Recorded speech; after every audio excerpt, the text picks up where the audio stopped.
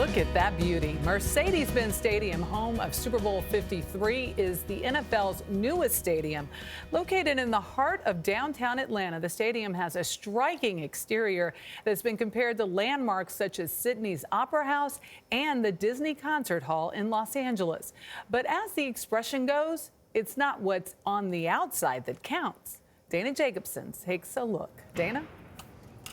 I like that saying, Michelle. Good morning again. Mercedes-Benz does have all the bells and whistles of a state-of-the-art stadium, but it also has art inside, a gallery's worth. Do you remember the first time walking in and seeing the piece with other people around?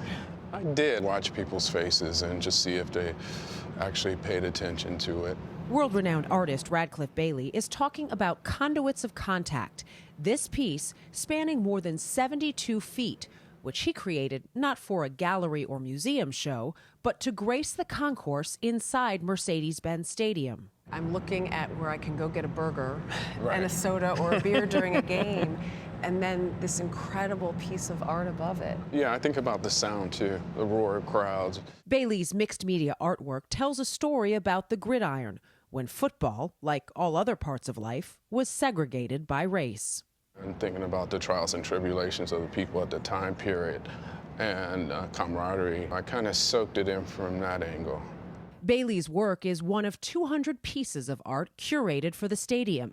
So how do you figure out where to put pieces of art in a building this size? We actually worked with the architects in the early stages of the design. Penny McPhee is president of the Arthur M. Blank Family Foundation, the philanthropic arm of its namesake, who owns Mercedes-Benz and the NFL's Falcons.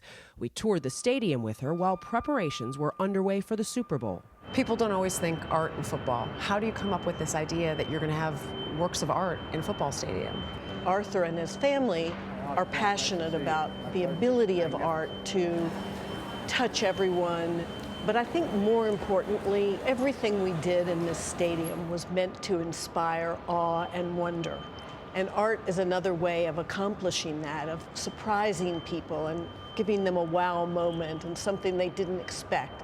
Merely entering Mercedes-Benz, you'll find those wow moments. From the 41-foot-high, 36-plus-ton metallic Falcon sculpture with a wingspan of 70 feet, which greets you outside, to inside, where an inspirational quote welcomes you, not from Vince Lombardi, but a revered ancient Jewish leader.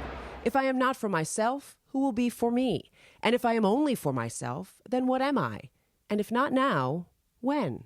For years, Arthur carried this quote from Hillel in his wallet. It says so much about who he is as a person, but it also says a lot about teams and how we work together as people. The curation was led by SCAD, the Savannah College of Art and Design, and the fans' voice can be found throughout.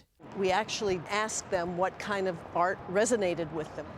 They liked sculpture, they liked bold colors, and they liked motivational sayings, which is why one voice is such an important response to the fans. And this piece was made with shoelaces. And shoelaces from people in the area, right? From Falcons players, Atlanta United players, and Georgia high school football players all over the state.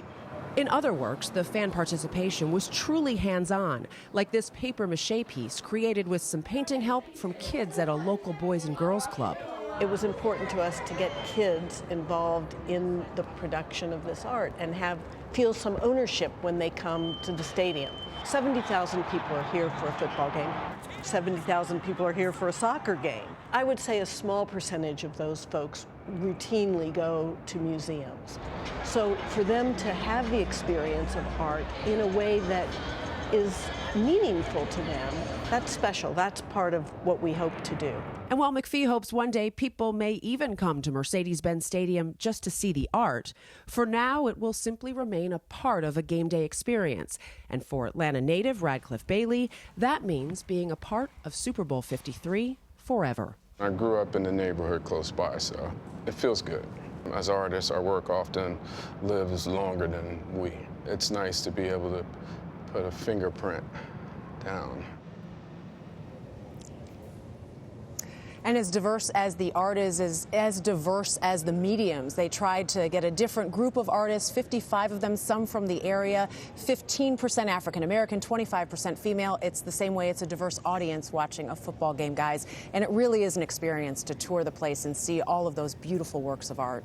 It's a stunning building, Dana, and I love what they've done. I mean, it's so great to bring art into a community like that with people who don't often see it and get them to participate in the art. It's great all around. It gives you something to look at, something to appreciate, and you know, you always learn something. You do. Love it.